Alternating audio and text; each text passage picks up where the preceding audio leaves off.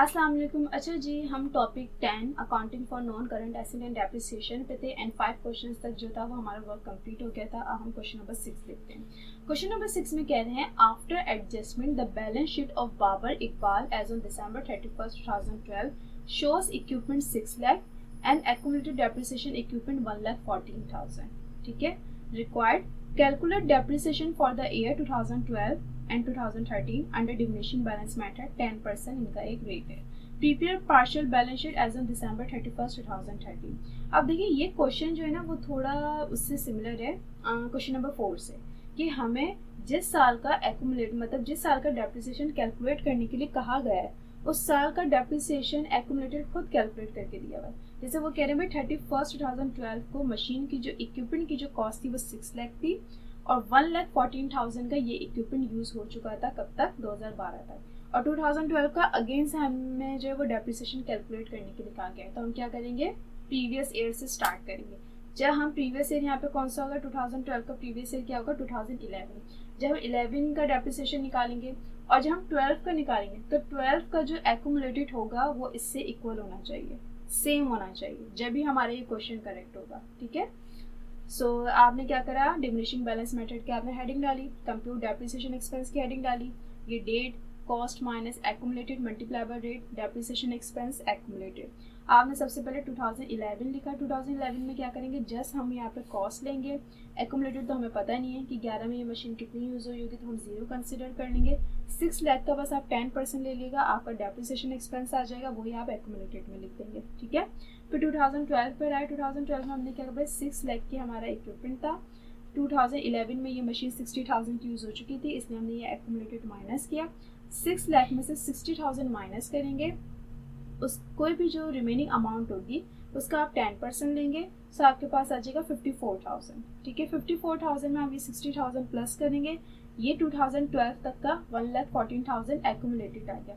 अब देखें 2012 तक का एक्यूमुलेटेड हमने कितना निकाला, 1,14,000, और जो इन्होंने हमें निकाल के दिया था वो भी 1,14,000 है, तो ये बिल्कुल इक्वल है।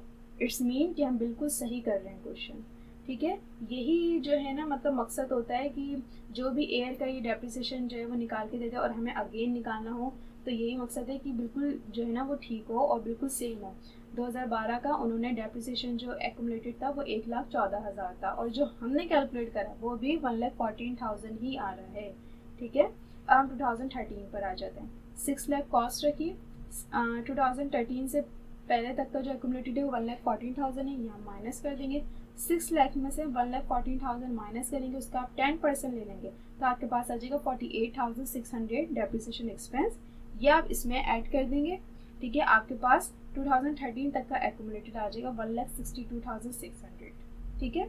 जब भी इस तरीके का क्वेश्चन आए तो आप प्रीवियस ईयर से स्टार्ट करिएगा डेप्रिसिएशन एक्सपेंस निकालना। ठीक है।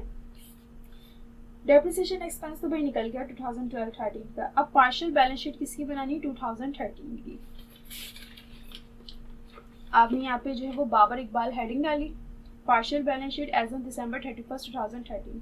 अच्छा, मैंने जो आप लोग को पार्शियल बैलेंस शीट बताई थी वो बहुत सिंपल सी थी। अगर आप लोग चाहें तो इस तरीके से बना सकते हैं, मतलब पूरा बैलेंस शीट का एक प्रॉपर पैटर्न जो है वो फॉलो कर सकते हैं कि भाई ये एसेट है कि लायबिलिटी प्लस कैपिटल है।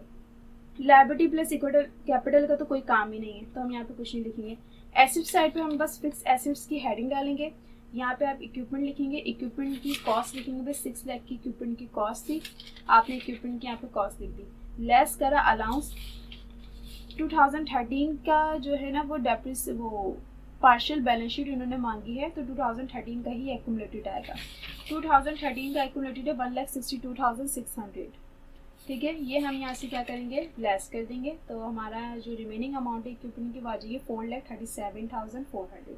या आप क्वेश्चन नंबर 4 में जो मैंने आप लोगों को पार्शियल बैलेंस शीट बताई है आप उस तरीके से भी बना सकते हैं और आप इस तरीके से भी बना सकते हैं। ठीक है।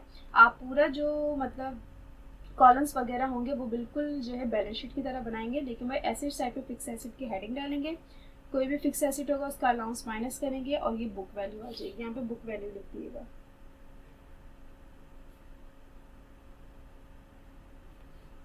ठीक है। सो क्वेश्चन नंबर 6 जो था वो क्वेश्चन नंबर 4 की तरह ही था, जो कि कंप्लीट हो गया है। ठीक है।